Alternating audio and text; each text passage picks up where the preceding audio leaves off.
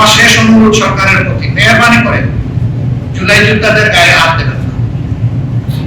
যে জুলাই যোদ্ধাদের কারণে আজকে আপনি সরকার, সেই জুলাই যোদ্ধাদের চোখগুলা কেড়ে দেবেন না,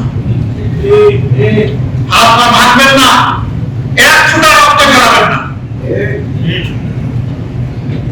যদি ঝরান এটি হবে অবশ্যই চরম নিমক কারণ হবে।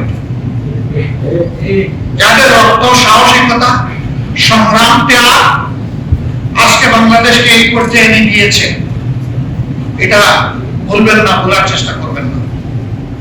আমরা জাতিকে কথা দিচ্ছি, হে প্রিয় জাতি, আপনাদের প্রয়োজনে আমাদের যেটুকু সামর্থ্য আছে সবটুকু উজাড় করে আমরা করে যাব।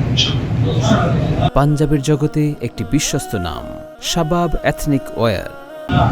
আমরা এখানে কোনো ভ্রান্ত দেব না, কোনো কম্প্রোমাইজ করব না। ইয়েস, দেশের বৃহত্তর স্বার্থে যে কোনো সময়, দেশের স্বার্থে যে কোনো বিষয়ে আমরা ঐক্যবদ্ধ হতে রাজি আছি, কিন্তু জনগণের একটা সিঙ্গেল অধিকারকে বিসর্জন দিয়ে এটা হবে না। কোন আধিপত্যবাদের কাছে মাথা মতো করবো না, ইনশাআল্লাহ। এ মাথা সমুন্নত থাকবে, সেটা দরকার হয় ফাঁসির তক্তায় যাব, আয়না করে যাব, আল্লাহ যেটা নির্ধারণ করেছেন সেখানে যাব। আমাদের এক ছোট ভাই বলেছেন, পরে জিজ্ঞেস করা হয়েছে যে যদি আঘাত আসে কি করবেন, হয় জেলে যাবো না হয় কবরে যাবো। আমি তৃতীয় আরেকটা বলো নেই কেন, বলা উচিত ছিল জেলে যাবো অথবা আয়না করে যাবো অথবা কবরে যাবো।